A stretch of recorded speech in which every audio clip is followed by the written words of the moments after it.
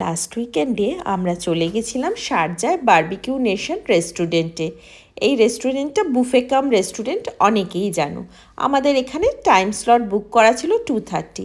আমরা গিয়ে প্রথমে ফুচকা পাপড়ি চাট কাউন্টারে দাঁড়িয়ে পড়লাম। তারপর ভাবলাম এরপরে তো স্টার্টার খেতে বসবো, আর একের পর এক কাবাব আসবে।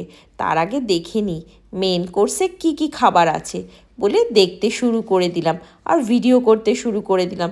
কারণ এরপরে যখন খেতে বসবো আর তখন ছবি তোলা হবে না, তখন শুধু খেতেই ব্যস্ত হয়ে যাব।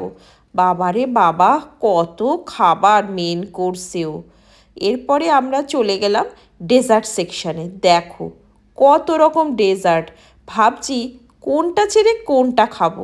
ইস, বাড়িতে যখন খিদে পায় তখন যদি এইসব ডেজার্টগুলো পেতাম কি ভালোই না লাগতো বলো। আবার অন্যদিকে আছে লাইভ ফুড সেকশন। এখানে কুকরা তোমার পছন্দ মতো খাবার তৈরি করে দিচ্ছে। কি ভালোই না, চাউমিন, ফ্রাইড রাইস, কত কি। এরপরেই আমরা স্টার্টার খেতে বসে পড়লাম।